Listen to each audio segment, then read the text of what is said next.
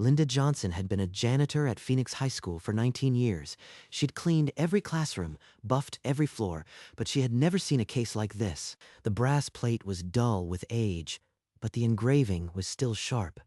CPL R 1969.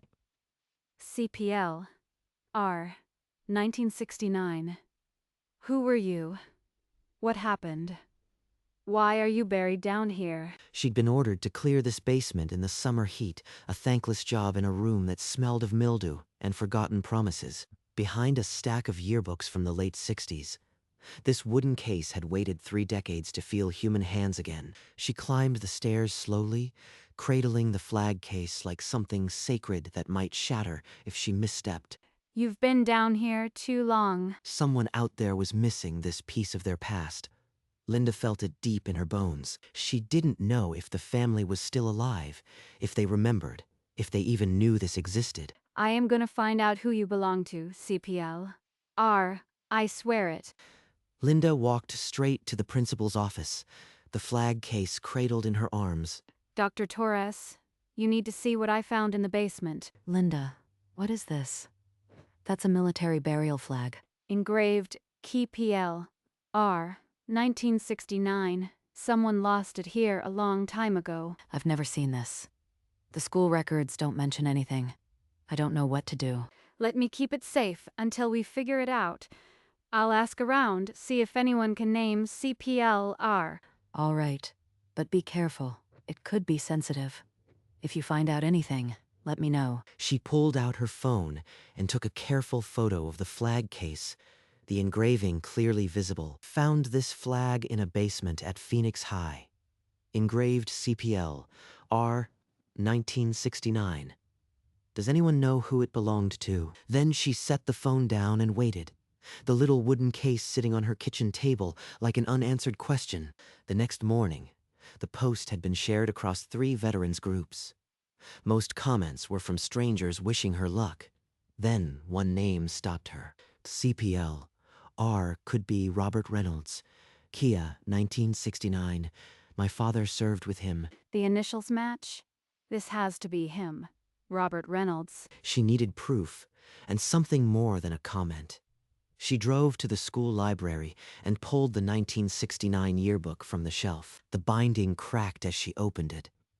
Senior portraits filled page after page. Class of '69. On page 42, a young man in a suit and tie stared back. The caption read, Robert Reynolds. You went to school here. Right here in these halls. I'm going to find your people. Linda closed the yearbook, her thumb marking the page. She had a name. She still needed a living relative. Where is your family, Robert Reynolds? That night, the flag case sat on her nightstand, still guarding its 38-year secret. 2 days later, a private message arrived from the veteran.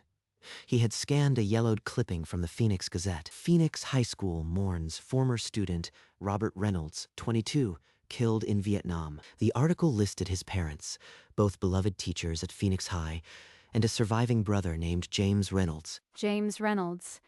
He'd be around 80 now. Please let him still be here. She searched obituaries. The parents' notice from 1989 mentioned a surviving son, James, of Tucson. There was a phone number. Her hand shook as she wrote it down, the flag case still perched on her nightstand. Lord, if James Reynolds is still alive, guide my voice. Don't let me mess this up. Before calling the number directly, she phoned the Tucson Veterans Affairs office to confirm he was a client. The clerk hesitated, then said, He's still with us. Comes in every month. He's never stopped looking for his brother's flag. Linda pressed the phone to her chest, tears slipping. She had a name, an address, and a reason to call. Linda dialed the Tucson number with trembling fingers and left a message, her voice steady but tight. She spoke the engraving aloud into the recording. CPL R 1969. I found his flag. Then she hung up and prayed. In a small house in Tucson, James Reynolds listened to the voicemail, his old hands gripping the counter. Robert's flag, after all these years. It's real. He didn't call back right away. He steadied himself, then dialed Phoenix High School's main line. The phone rang in the front office. Linda, still on shift, picked it up. Is this the woman who found my brother's flag? Yes, sir. I am Linda Johnson. I've been keeping it safe. I am James Reynolds. I've been looking for that flag for 38 years. Then silence. Just the sound of an old man trying not to break down on the phone. Mr. Reynolds, I am here. Take your time. Robert was 22. The day his flag came home, my parents were broken. They never got over it. Our parents taught at that school. After they passed, I was told the flag would be sent to me. But the principal died 2 months later. The letter must have been in his desk. My brother's flag was lost in that basement for 38 years. I've called every year since. You've been carrying this weight for so long. I can't imagine. I need to see it. I need to hold it. Can I come tomorrow morning? Of course. I'll be here. We'll be waiting for you at the front gate. Thank you, Linda. I'll be there. He hung up and stared at a worn photograph of two brothers.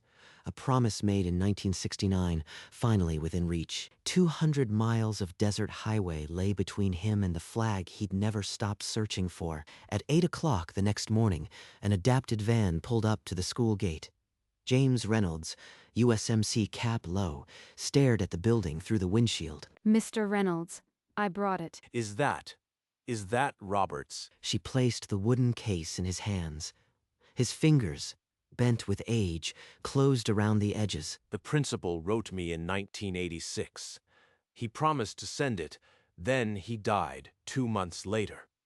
My brother's flag was lost inside that basement for 38 years. You've waited so long. I found you, Robert, after all this time. For a long moment, neither spoke. The school bell rang in the distance, and neither moved. James Reynolds held the folded flag to his chest, the way he had once held his brother's memory. Close, enduring, untouchable. The search that had lasted more than half his life had finally come to an end at the front gate of the school. Where his brother was once a boy, Linda pushed James through the silent hallway. Students froze, eyes locking onto the flag case in his lap. Robert played trumpet in this very building. 1967 homecoming parade. He was so proud to march. Mr. Reynolds, the school could honor him. A ceremony. Let these kids see the cost of freedom. Outside the office, a cluster of students gathered, whispering behind cupped hands. I never came for a ceremony. I came for my brother. I want to take him home quietly. But his home was here. These hallways remember him. Don't you want them to know? A few students pressed noses against the glass, their breath fogging the pain. Let's pause this. We'll meet again tomorrow. This is too important to rush. The silence swelled. James stared at the floor, the flag case still clutched to his chest. I just want him beside me again.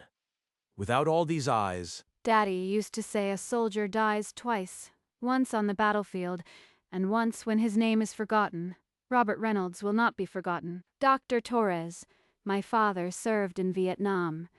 If we don't teach these kids to honor the fallen, who will? Please, let us hold an assembly. The principal heard the conviction in her voice and gave her one chance. A small assembly, Friday morning. Linda wheeled James to the history hallway. Inside, a teacher was already telling a classroom about Robert Reynolds. They're learning about Robert. These kids want to know about him. They do. He's part of this school's story. Let them carry his memory forward. All right, one assembly. But don't expect me to make a speech. You won't have to. We'll do it together. That afternoon, the bulletin board was updated. Friday assembly, honoring a fallen Marine, all students welcome. Linda spent that evening polishing the flag case, her father's dog tag resting against her heart. The next day, every history class paused its curriculum. On the whiteboard, a photo of Robert Reynolds, class of '69. A sophomore asked if Robert was afraid. The teacher said he was 22. He was terrified. And he went anyway. By the end of the period, students had pinned Robert's name to their backpacks. The assembly list filled 3 sign-up sheets. You'd be proud, Robert. Your school remembers you now.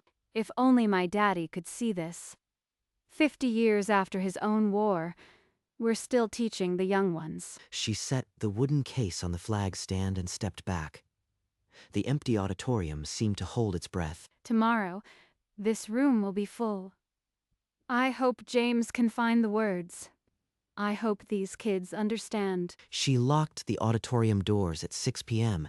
and drove home with the flag on the passenger seat. That night, the flag case moved from its usual spot on the nightstand to the foot of her bed, as if to keep a closer watch. Tomorrow, you go home, Robert Reynolds, all the way home. Friday morning, Linda buttoned her Navy uniform with extra care, the flag case already waiting by the door. The parking lot was already half full when she arrived.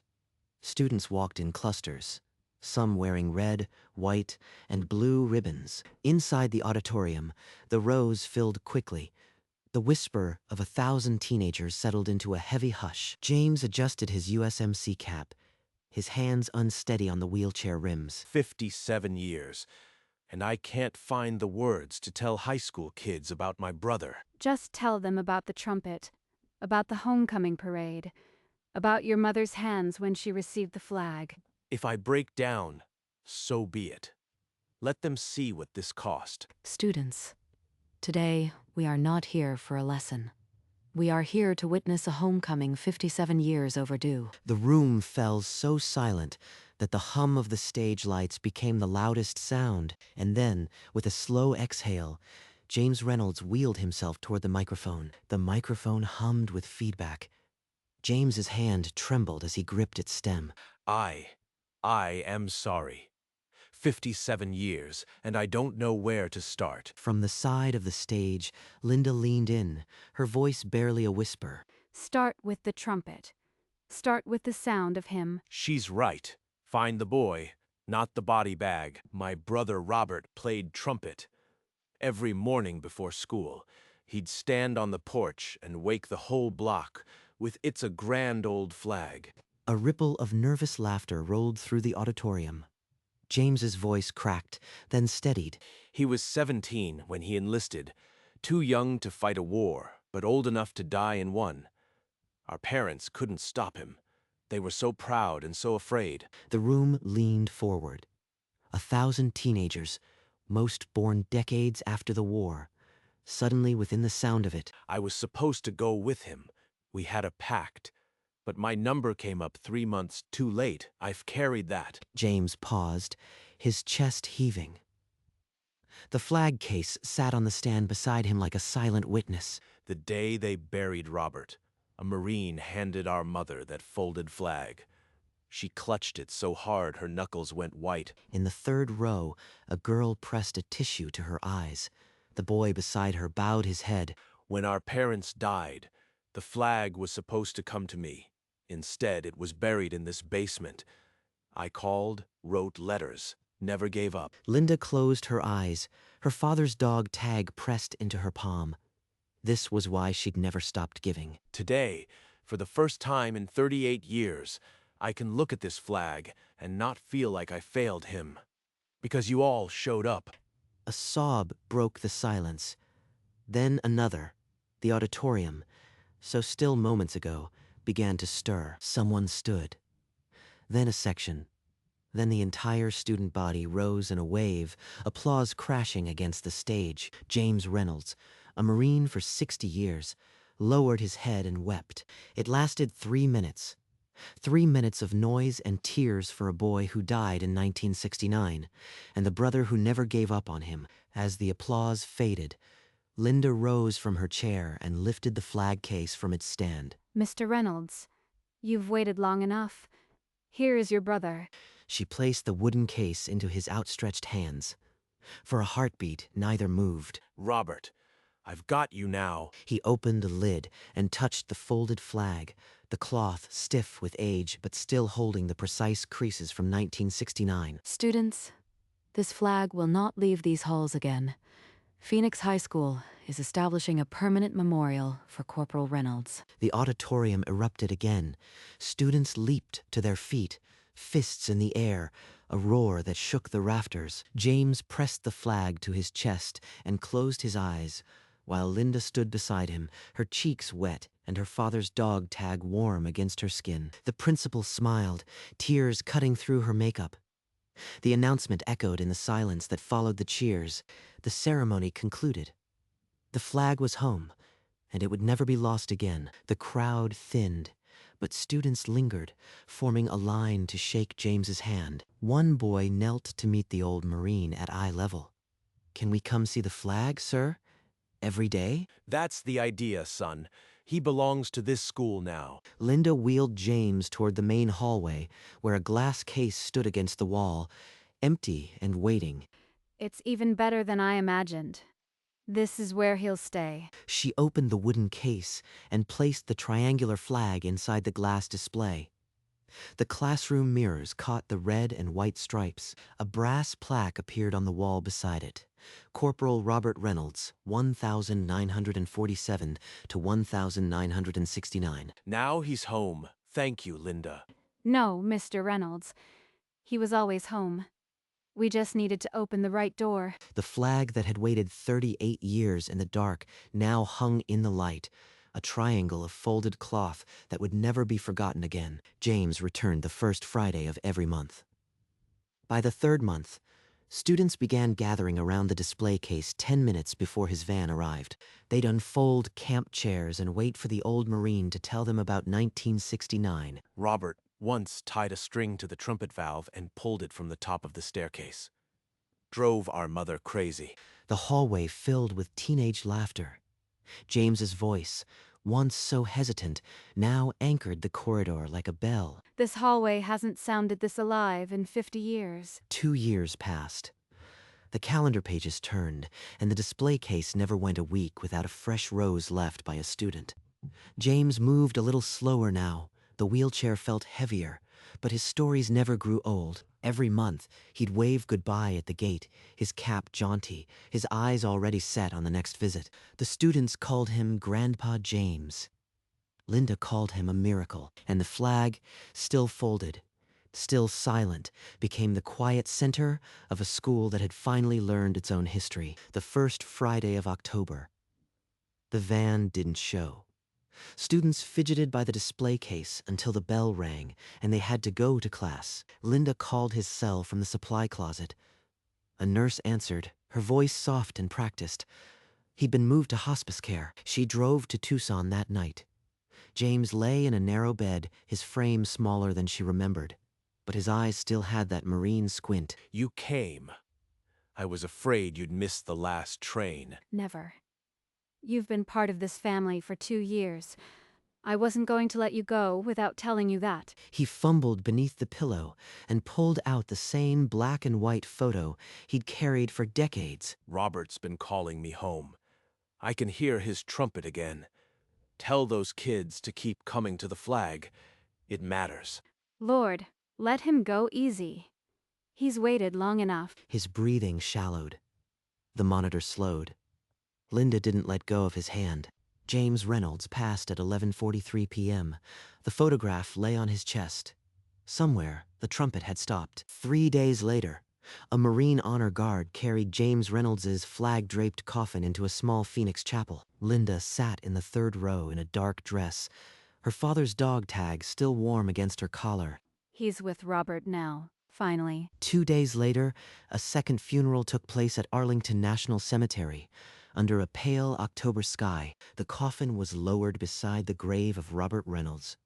Brothers, separated by 59 years, now shoulder to shoulder. Linda stepped forward and pinned a small American flag to James's lapel, the same pin she had worn since her father's funeral. Rest easy, Marine. You've earned it. 2 white headstones now stood side by side. Robert Reynolds, 1947 to 1969.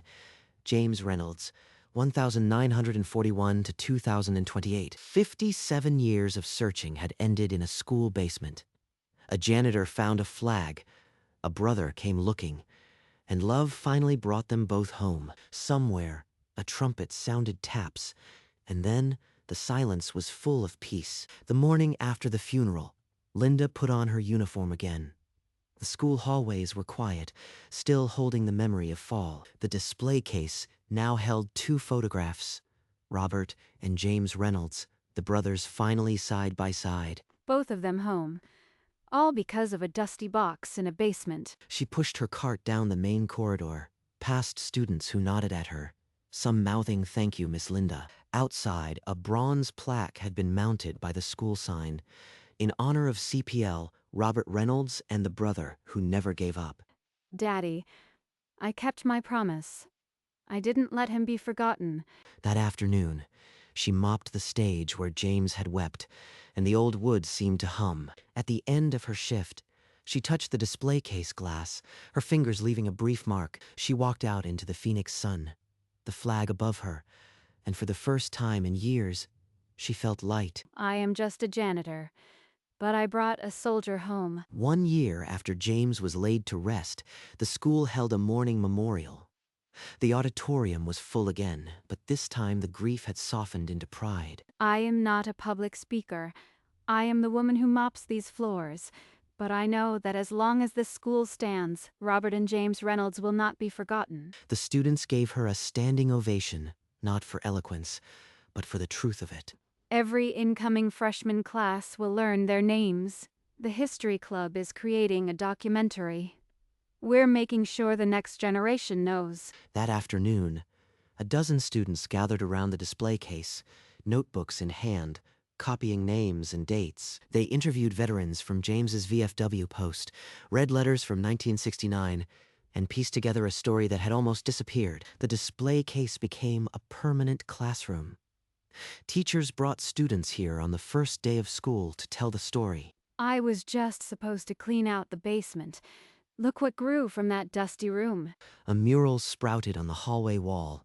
2 brothers, a trumpet, and a folded flag. And every single Friday, rain or shine, a fresh red rose appeared on the glass case, placed by a student who never left a name.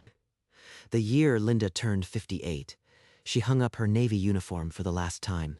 22 years at Phoenix High, and one discovery had defined them all. Before I go, there's something I need to show the new person. It's the most important room in this building. She stopped in front of the glass case, the 2 photographs still bright, the folded flag still crisp. This flag brought an 81-year-old Marine back to his brother. It started right here, in this hallway we clean. Don't ever let the dust hide it. She pressed her palm flat against the glass, the way she had every morning since the dedication. You are in good hands now, boys. I kept my promise. The new janitor nodded, already wiping a corner of the case with a cloth. Linda walked out the front doors for the last time, the same doors she'd entered 22 years earlier, a stranger to the soldiers inside. The flag on the pole snapped in the desert wind, casting a shadow that reached the very spot where James Reynolds had once wept. And inside, the glass case gleamed, waiting for the next student who would stop and ask, "Who is that?" At the end of the walkway, Linda stopped and turned, the school filling her vision one last time. She saw the basement door, the dusty room where a forgotten flag case had waited for her flashlight. 40 years in the dark, and now you are in the light. The flag on the pole snapped in the breeze, a sharp sound like a distant rifle salute. Her father's dog tag pressed against her heart, the same metal that had touched her skin through every shift. I kept my promise, Daddy. I brought a soldier home. She walked to her car quietly, the Phoenix sun dipping behind the mountains. The school grew smaller in the rearview mirror, but the flag stayed visible until the road curved. Inside, the display case held its vigil, the folded flag and 2 photographs waiting for tomorrow. And on the glass, a fresh red rose.